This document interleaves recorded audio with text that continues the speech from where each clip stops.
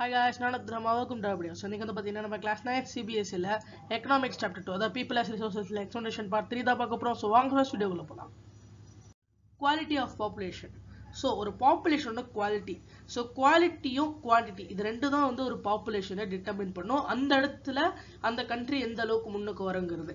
இப்போ qualityக்கும் quantityக்கும் ரெண்டு வித்தியாசம் இருக்குது. So, இப்போ first qualityக்கு ஒரு எக்ஸாம்பிள் எடுத்துக்கலாம். So, qualityன்னு பார்த்தீங்கன்னா உங்களுக்கு ஜப்பான் வரும். ஸோ ஏன்னா ஜப்பான்ல அந்த அளவுக்கு வந்து மக்கள் தொகையும் இருக்காது. அப்புறம் பார்த்தீங்கன்னா அந்த இடத்துல அடிக்கடி இயற்கை சீற்றங்கள் நடக்கும். ஸோ இப்ப பாக்குறப்போ அவங்க கண்டிப்பா சர்வைவ் ஆகணும்னா அவங்களோட ஹியூமன் கேபிட்டல், அதாவது மூலியம் மட்டும் தான் பயன்படுத்தி ஆகணும். ஸோ அதனால அங்க இருக்கிற எல்லாருமே படிச்சவங்களா இருப்பாங்க. எல்லாரும் அவங்க வேலையை கரெக்டா பார்ப்பாங்க, நேரத்துக்கு நேரம் முடிப்பாங்க. அவங்களோட லைஃபே ரொம்ப ஃபாஸ்டா இருக்கும். ஸோ எல்லாருமே படிச்சதுனால அந்த இடத்துல ஹியூமன் கேபிட்டல் வந்து ரொம்ப அதிகமா இன்வெஸ்ட் பண்ண ஆரம்பிச்சாங்க. அதனாலேயே இப்ப சாதாரணமா ஒரு விஷயம் ஜப்பான்ல இருந்து இருக்குன்னா அதோட குவாலிட்டி ரொம்ப அதிகமா இருக்கும்னு சொல்லிட்டு எல்லாரும் சொல்லுவாங்க. இப்போ அது நமக்கு குவாலிட்டி. இப்போ அவங்களோட எக்கனாமிக்குமே ரொம்ப இன்க்ரீஸ் ஆயிடுச்சு. அது நமக்கு குவாலிட்டி மூலியமா வந்தது. அதே மாதிரி குவான்டிட்டி. இப்போ சைனான்னு வச்சுக்கலாம். ஸோ சைனால வந்து எல்லாரும் ரொம்ப படிச்சவங்களா இருப்பாங்கன்னு கேட்டீங்கன்னா ரொம்ப எல்லாரும் படிச்சவங்களா இருக்க மாட்டாங்க. ஆனா அந்த இடத்துல அவங்களோட எக்கனாமி வந்து எப்படி பூஸ்ட் ஆச்சுன்னா குவான்டிட்டி. அந்த இடத்துல நிறைய பேர் இருப்பாங்க. ஸோ எல்லாருமே ஹார்ட் ஒர்க்கிங் பர்சன்ஸா இருந்ததுனால ரொம்ப டிஃபிகல்ட்டான கண்டிஷன்ஸ்ல இருந்த சைனா இப்போ முன்னுக்கு வந்து ஒன் ஆஃப் த ஹையஸ்ட் எக்கனாமியா மாறிடுச்சு. சரி, குவாலிட்டின்னு சொன்னா அந்த பாப்புலேஷனோட குவாலிட்டி எப்படி அதை வந்து எப்படி நம்ம டிபெண்ட் பண்ண முடியும் சொல்லி பாத்தீங்கன்னா, ஃபர்ஸ்ட் ஒரு பாப்புலேஷனோட குவாலிட்டியை பார்க்கறதுக்கு ஃபர்ஸ்ட் லிட்ரேசி ரேட், படிச்சவங்களா இருக்காங்க, health of a person indicated by life expectancy and skill formation acquired by the people of the country. அப்புறம் அது வந்து பாத்தீங்கன்னா அந்த பர்சனோட ஹெல்த், அப்புறம் ஸ்கில் ஃபார்மேஷன், அவங்களுக்கு இருக்கிற skill. The quality of the population ultimately decides the growth rate of the country. Literature and healthy population are an asset. இப்போ படிச்சவங்க படிச்ச ஆரோக்கியமா இருக்கிறவங்க அந்த கண்ட்ரிக்கு ஒரு அசெட். அந்த மாதிரி ஒரு பாப்புலேஷன் அந்த கண்ட்ரிக்கு ஒரு அசெட். அதுவே படிக்காம நோய்வாய்ப்பட்டு இருக்கிறவங்க எல்லாம் அந்த கண்ட்ரிக்கு எப்படி சொல்றேன்னா உண்மையிலே பேர்டன் தான். இந்த மாதிரி படிச்சு ஹெல்த்தியா இருக்கிறவங்க அந்த நாட்டுக்கு ஒரு அசெட்டா இருப்பாங்க. ஸோ அவங்களால அந்த நாட்டோட எக்கனாமி பூஸ்ட் ஆகும். இப்போ இந்த குவாலிட்டியில முக்கியமான விஷயம் என்ன? லிட்ரஸி ரேட் ஃபர்ஸ்ட் இருக்குது. ஸோ லிட்ரஸி ரேட்னா படிச்சவங்களா இருக்கணும். அந்த படிக்கிற ரேட் எல்லாம் படிச்சவங்களா இருக்கிறா அந்த லிட்ரஸி ரேட் வந்து இன்க்ரீஸ் ஆகும். நம்ம டோட்டல் இந்தியால கிட்டத்தட்ட ஹையஸ்ட் லிட்ரஸி ரேட் இருக்கிற ஸ்டேட்னா அது கேரளா. ஸோ அந்த மாதிரி அதான் எல்லாருமே படிச்சிருந்தாங்கன்னா அந்த லிட்ரஸி ரேட் வந்து பூஸ்ட் ஆகும். இப்போ அந்த லிட்ரஸி ரேட் வந்து பூஸ்ட் பண்ணணும்னா நம்ம ஃபர்ஸ்ட் விஷயம் எஜுகேஷன் கரெக்டா இருக்கணும். எஜுகேஷன் தான் மெயினா வந்து எல்லாத்தையும் பார்க்கும். Success education in the initial years of his life bore him the fruits in the later years in terms of good job and salary. We saw education was an important input for the growth of Sakal. It opened new horizon for him, provided a new aspiration and developed values of life. Not only for Sakal, education contributed toward the growth of society also. So Sakaloட education வந்து initial இயர்ஸுக்கு அவருக்கு வந்து கொஞ்சம் கஷ்டமா தான் இருந்திருக்கும். ஆனா அது வந்து அவருக்கு ஒரு ஃப்ரூட்ஸ் மாதிரி அதாவது எப்படி சொல்றாங்கன்னா இந்த இடத்துல அவர் சின்ன வயசுல வந்து படிக்க ஆரம்பிச்சப்போ அவர் வந்து நட்ட ஒரு செடி வந்து அவர் பெருசானதும் அவருக்கு ஜாப் அப்புறம் சேலரிங்கிற மூலியமா வந்து ஃப்ரூட்ஸ் மாதிரி கிடைக்குதுங்கிற மாதிரி சொல்றாங்க. அதாவது அவர் சின்ன வயசுல கஷ்டப்பட்டு படிச்சதுல இருந்து இப்போ அவருக்கு ஒரு நல்ல குட் ஜாபும் சேலரியும் கிடைச்சிருக்கு. ஸோ எஜுகேஷன் வந்து ஒரு இம்பார்ட்டன்டான input சக்கலோட growthல. It opened a new horizon for him, provided a new aspiration, developed values of life. அவரோட லைஃபோட வேல்யூ அது பூஸ்ட் பண்ணிருக்கு. Not only for Sakal, education contributed toward the growth of the society also. So ஒரு சக்கல்னு ஒரு மட்டும் கிடையாது, எஜுகேஷனுங்கிறது அந்த total சொசைட்டியோட growthையும் வந்து என்ஹான்ஸ் பண்ணும். It enhances the national income, cultural richness and increase in the efficiency of governments. So அது வந்து national இன்கமா இருந்தாலும் சரி, கல்ச்சரல் ரிச்னஸா இருந்தாலும் சரி, அப்புறம் கவர்மெண்ட்ஸோட எஃபிஷியன்சி எல்லாத்தையும் பூஸ்ட் பண்ணும். ஏன்னா அவர் படிச்சவராக இருந்தால் கண்டிப்பா அவர் சம்பாதிப்பார். ஸோ அது மூலியமா அந்த நாட்டோட இன்கம் கண்டிப்பா பூஸ்ட் ஆகும். ஸோ நேஷனல் இன்கமும் பூஸ்ட் ஆகும். கல்ச்சரல் ரிச்னஸ், அவர் நல்லா சம்பாதிக்கிறாருன்னா அவரோட கல்ச்சர் அவர் நல்லா பார்த்துப்பாரு. ஸோ கல்ச்சருமே ரிச்சா இருக்கும். அப்புறம் increase efficiency of the governance. So நாட்டில் பிரச்சனை கம்மியாகிறப்போ கவர்னன்ஸுமே நல்லா ஈஸியாக நடக்கும். ஸோ இருக்கிற இந்த மாதிரி சின்ன சின்ன பிரச்சனைகள் வந்து தானாக மக்களே சால்வ் பண்ணிக்கிறப்போ மேஜரான விஷயங்களை கவர்னன்ஸ் பார்க்குறப்போ கவர்மெண்ட்ஸோட எஃபிஷியன்சி வந்து இன்க்ரீஸ் ஆகும். ஸோ ரொம்ப விஷயங்களை சீக்கிரமாக முடிப்பாங்க. There is a provision made for providing universal access, retention, and quality in elementary education with a special emphasis on girls. So நிறைய விஷயம் வந்து பார்த்தீங்கன்னா கொடுத்துருக்காங்க. அதாவது கேர்ள்ஸுக்கு வந்து எலிமெண்ட்ரி எஜுகேஷன், அதாவது 1லேருந்து 1st to 5th வரைக்கும் அந்த மாதிரி, அதாவது பேசிக்கான விஷயம் எல்லாம் தெரியுற அளவுக்கு வந்து வயசுல வரைக்கும் படிக்க வைக்கணுங்கிற மாதிரி நிறைய முக்கியமான விஷயம் இப்போ எடுத்துட்டு வந்திருக்காங்க. There is also an establishment of pair setting of schools like Navodaya Vidyalaya in each district. So Navodaya Vidyalaya அந்த மாதிரி வந்து நிறைய ஸ்கூல்ஸ் எல்லாம் எல்லா டிஸ்ட்ரிக்ட்லயும் எடுத்துட்டு வராங்க. Vocational streams have been developed to equip large number of high school students with occupation related to knowledge and skills. So vocational ஸ்ட்ரீம்ஸ்லாம் வந்து டெவலப் பண்ணியிருக்காங்க. எதுக்காகனா large number of high school students அவங்களோட ஆக்குபேஷன், அதாவது அவங்களோட நாலேஜுக்கும் ஸ்கில்லுக்கு ஏற்ற மாதிரியான ஆக்குபேஷனில் போய் ஜாயின் பண்ணிருக்காங்க. The planned outlay on education has increased from rupees 151 crore in the first plan to rupees 99,300 crores in 2020-21. The expenditure on education as percentage of GDP rose from 0.64% in 1951-52 to 3.1% in 2019-2020 and has remained stagnant around 3% from the past few years. So, அதாவது பார்க்குறப்போ இந்த plan outlay, அதாவது எஜுகேஷனுக்காக வந்து செலவு பண்ணுறப்ப first 151 crore செலவு பண்ணியிருக்காங்க. அதுவே இப்போ பார்க்குறப்போ கிட்டத்தட்ட 2020-21 காலகட்டத்தில் 99,300 crores கிட்ட வந்து ஒவ்வொரு கண்ட்ரி வந்து செலவு பண்ணுது. ஏன்னா அந்த இடத்துல இருக்கிற எஜுகேஷன் வந்து பூஸ்ட் பண்றதுக்கு. The expenditure on education as percentage of GDP, so அந்த எஜுகேஷனோட எக்ஸ்பெண்டிச்சர் ஜிடிபி வந்து 0.64 இருந்தது எப்போனா 1951-52 காலகட்டத்தில். அது 3.1% மாதிரி இருக்கு 2019-20. அதுவே வந்து பாத்தீங்கன்னா ஒரு 3%லயே, அதாவது 3%க்கு மேலேயோ கீழே வந்து அதே இடத்துல ரிமைண்ட் ஆகிருக்கு, ஸ்டாக்னன்ட்டாங்கிறது சொல்றாங்க. The budgetary estimate, ஸோ அது வந்து நமக்கு ஒரு கிராஃப் கொடுத்துருக்காங்க. ட்ரெண்ட்ஸ் இன் லிட்ரஸி ரேட் இன் post independent India. So independence முடிஞ்ச உடனே லிட்ரஸி ரேட் வந்து இந்தியாவில் எப்படி இருந்தது? ஸோ பார்த்தீங்கன்னா உங்களுக்கு எல்லா இடத்துலையுமே ரெட் கலர் வந்து ரொம்ப அதிகமாக தெரியுது, மேல். ஸோ மேல் தான் வந்து பார்த்தீங்கன்னா அதிகமாக லிட்ரஸி ரேட்டில் இருந்திருக்காங்க. அதுவே வந்து பார்த்தீங்கன்னா ஃபீமேல். ஸோ ஃபீமேல் வந்து ரொம்ப கம்மியாக தான் இருக்காங்க, எல்லாத்துலேயும் வந்து ஃபீமேல் கம்மியாக இருப்பாங்க. ஸோ பர்சன், அதாவது ஒரு ஆவரேஜாக எல்லாரையும் சேர்த்து வந்து பார்த்தீங்கன்னா வரும். ஸோ அது வந்து பார்த்தீங்கன்னா ரெண்டுத்துக்கும் ஈக்குவல் ஆவரேஜாக இருக்குது.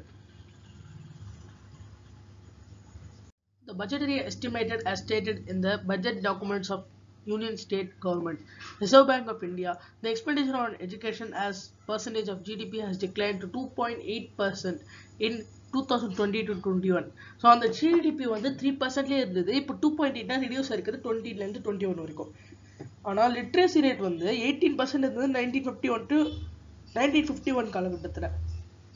அந்த 80% அப்படியே 2018ல் 85% மாறிடுச்சு. ஸோ கிட்டத்தட்ட 10ல் வந்து 2% தான் இருந்தவங்க இப்போ 10ல் ஒரு 8.5, அதாவது most of them எல்லாரும் லிட்ரஸியோட இருக்காங்க. Literacy is not only a right, it is also needed if citizens are to perform their duties and enjoy their right properly. However, vast difference is noticed across different sections of population. Literacy among male is nearly 16.1% higher than female and is about 14.2 higher in urban areas as compared to rural areas. As per 2011 census, literacy rate varied from 94% in Kerala to 62% in Bihar. The primary school system 1 to 5th has expanded to over 77842 lakh in 2019 to 2020. So பார்த்தீங்கன்னா இந்த இடத்துல literacy ரேட்டுங்கிறது எல்லாருக்குமே ஈக்குவலாக இல்லை. So different section of பாப்புலேஷனுக்கு அது மாறி இருக்கு.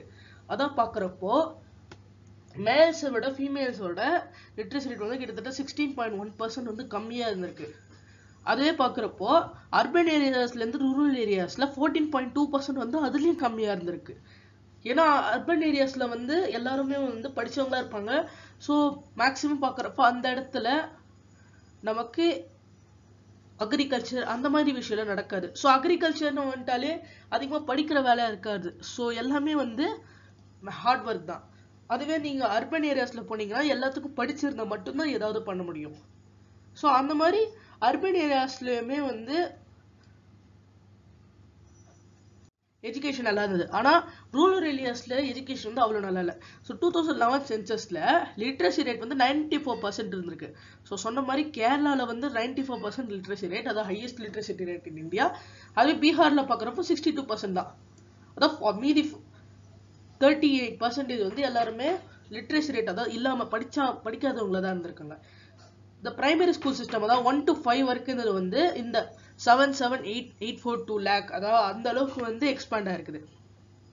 Unfortunately, this huge expansion of school has been diluted by the poor quality of schooling and high dropout rates.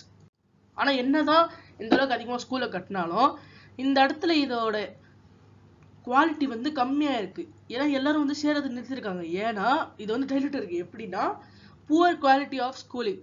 So பார்த்தீங்கனாலே கவர்மெண்ட் ஸ்கூலில் வந்து அந்த அளவுக்கு ஸ்கூலிங் குவாலிட்டி ஆஃப் ஸ்கூலிங் வந்து அதிகமாக இருக்காது. சாதாரணமாக ஒரு ப்ரைவேட் கான்வென்ட்டில் படிக்கிறத விட ஒரு கவர்மெண்ட் ஸ்கூலில் படிக்கிறப்ப அவங்களுக்கு நாலேஜ் வந்து கம்மியாக இருக்குது. ஏன்னா அந்த இடத்துல வந்து எஜுகேஷனுங்கிறது அவ்வளோ நல்லா இருக்காது. ஸோ அதுவே பார்க்குறப்ப ட்ராப் அவுட் ரேட்ஸ் வந்து அதிகமாக இருக்கும்.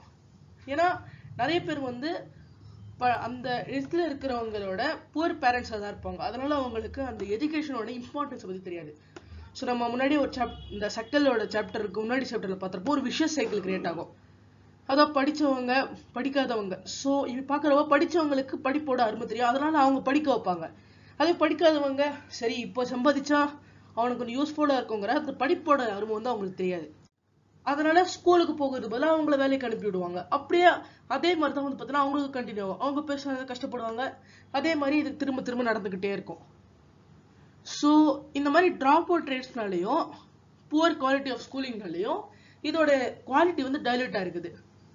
Sarva Shiksha Abhiyan is a significant step towards providing elementary education to all children in the age group of 6 to 14 years by 2010. It is a time-bound initiative of the central government in partnership with the states, the local government and the community for achieving the goal of universalization of elementary education. அதாவது பெரிய படிக்கலைன்னா கூட பரவாயில்ல, ஆனால் மேஜராக இருக்கிற நிறைய விஷயங்கள் நமக்கு தெரிஞ்சணுங்கிறதுனால 6 to 14 years வரைக்கும் படிக்கிறது. அதாவது ஒரு 6 இயர்ஸ்னா வந்து பார்த்தீங்கன்னா ஒரு 5th வரைக்கும் இருக்கும். ஸோ அந்த 5thலேருந்து ஒரு 9th வரைக்கும். ஸோ அந்த மாதிரி ஒரு இதை வந்து பார்த்தீங்கன்னா படிக்கணும். ஏன்னா 14 வயசு வரைக்கும் படிச்சிருந்தா மட்டும்தான் அவங்களுக்கு உலகத்தில் என்ன நடக்கும் தெரியும். ஸோ ஒரு ஓட்டு போடணும்னா கூட அவங்களுக்கு யாருக்கு ஓட்டு போடணும், எப்படி ஓட்டு போடணுங்கிற ஒரு விஷயம் வந்து தெரியுங்கிறதுனால அந்த இடத்துல அவங்களுக்கு அந்த மாதிரி ஒரு விஷயத்த பண்ணியிருக்காங்க. அதாவது எல்லாருக்குமே வந்து எலிமெண்ட்ரி எஜுகேஷன் இருந்தாகணும். Along with it, bridge courses and back to school camps have been initiated to increase the enrollment in elementary education. So back to school camps அதாவது படிச்சுக்கிட்டு இருந்து அப்புறம் வந்து பார்த்தீங்கன்னா மறுபடியும் வேலைக்கு போன அந்த பசங்கள்லாம் திரும்ப வந்து பார்த்தீங்கன்னா ஸ்கூலுக்கு கொண்டு வருவாங்க. அப்புறம் நிறைய கோர்சஸ்லாம் வந்து இந்த மாதிரி நடக்க ஆரம்பிக்குது. Mid day meals have been implemented to increase attendance and retention of children and improve their nutritional status. So mid day meal ஸ்கீம்லாம் வந்து பார்த்தீங்கன்னா இம்ப்ளிமெண்ட் பண்ணியிருக்காங்க. அதான் பசங்க வந்து மதியான சாப்பாடு சாப்பிட்றதுக்கு. ஸோ அது மூலியமா வந்து அட்டெண்டன்ஸ் வந்து இன்க்ரீஸ் ஆயிருக்கு. ஏன்னா நிறைய பேர் வந்து எப்படியோ ஸ்கூலுக்கு போனால் அதுக்கு நாங்கள் எக்ஸ்ட்ராக்கு வந்து காசு கொடுத்து சாப்பாடு சமைச்சு கொடுக்கணும், ஸோ அதனால அனுப்பலை, அந்த மாதிரி ஒரு ரீசன் வந்து இருக்கக்கூடாது. ஸோ அதனால அவங்களுடைய நியூட்ரிஷனல் ஸ்டேட்டஸும் இருக்கணும், அப்புறம் அட்டெண்டன்ஸுமே நிறைய இருக்கணும். These policies could add literacy population to India. So இது மூலியமா இந்தியாவோட லிட்ரஸி பாப்புலேஷன் வந்து இன்க்ரீஸ் ஆகலாம்.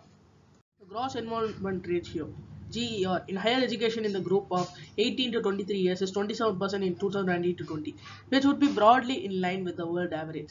The strategy focused on increasing access, quality, adoption of state-specific curriculum modification, vocationalization, and networking on the use of information technology. There is also focus on distance education, convergence of formal, non-formal, distance and IT education institutions. So, in the gross enrollment ratio, அதாவது பார்க்குறப்போ higher எஜுகேஷனில் கிட்டத்தட்ட age group of 18லேருந்து 23 வரைக்கும். So இந்த 18லேருந்து 23 வரைக்குமே தெரியுது college படிக்கிறவங்க. So அவங்களோட வந்து 27% இருக்குது. இது 2019-20. ஸோ இதை பார்க்குறப்போ மேஜராக வந்து வேர்ல்டு ஆவரேஜாக ஈக்குவலாக தான் இருக்குது. இந்த strategy focus on increasing access. So access increase பண்ணுறது, குவாலிட்டியை இன்க்ரீஸ் பண்ணுறது, அப்புறம் சில ஸ்பெசிஃபிக்கான கரிக்குலம் வந்து அடாப்ட் பண்ணுறது, அது மூலயமா வந்து நிறைய பேர் சேருவாங்க. வொகேஷனலைஸ் பண்ணுறது, அப்புறம் இன்ஃபர்மேஷன் டெக்னாலஜியில் வந்து நெட்வொர்க்கிங் அதிகமாக யூஸ் பண்ணுறது. There is also focus in distance education. So distance education ஏதாவது ஒரு யூனிவர்சிட்டி வந்து ரொம்ப ஒரு இந்த சவுத் இந்தியாவில் படிக்கிற ஒரு பையன் நார்த் இந்தியாவில் ஏதாவது ஒரு விஷயத்துல வந்து பாத்தீங்கன்னா செய்யணும்னா அது டிஸ்டன்ஸ் எஜுகேஷன், ஆன்லைன்ல படிச்சுக்கலாம். ஸோ அந்த மாதிரியான விஷயங்கள் வந்து எடுத்துக்கிட்டு வராங்க. So IT institution, IT education institution, so அதுல வந்து பாத்தீங்கன்னா நடத்துறாங்க. அது மூலயமா ஜிஇஆர் வந்து இன்க்ரீஸ் ஆகும். Number of institution of higher education, enrollment and faculty. So பார்த்தீங்கன்னா 1951 நம்பர் ஆஃப் காலேஜ்னு பார்க்குறப்போ 750, அப்புறம் நம்பர் ஆஃப் யூனிவர்சிட்டிஸ்னு பார்க்குறப்போ 30 தான் இருந்திருக்கு. ஸோ ஸ்டூடெண்ட்ஸ்னா 2,63,000 பேர் தான். அதுவே டீச்சர்ஸ்ன்னு பார்க்குறப்போ டோட்டலாகவே சேர்த்து 24,000 பேர் தான் இருந்திருக்காங்க. ஸோ ஒரு 1950லேருந்து 51 வரைக்கும் எந்த அளவுக்கு கம்மியாக இருந்திருக்கு. அதுவே இப்போ பார்த்தீங்கன்னா நம்பர் ஆஃப் காலேஜஸ் 750ல இருந்தது, இப்போ 2019ல 44,374 காலேஜஸா மாறி இருக்கு. அதுவே யூனிவர்சிட்டிஸ் 1,236. ஒரு யூனிவர்சிட்டிக்குள்ள நிறைய காலேஜஸ்லாம் வரும். ஸோ அந்த யூனிவர்சிட்டிக்குள்ள இந்த அளவு காலேஜ் வருது. இப்போ 44,374 காலேஜஸ்ல அதே மாதிரி பார்க்குறப்போ இதை எவ்வளோ யூனிவர்சிட்டிஸ் வந்து இது பண்ணுதுன்னா 1,236 யூனிவர்சிட்டிஸ் இருக்குது. ஜஸ்ட் 30 யூனிவர்சிட்டிஸ் இருந்தது, இந்த அளவுக்கு மாறி இருக்கு.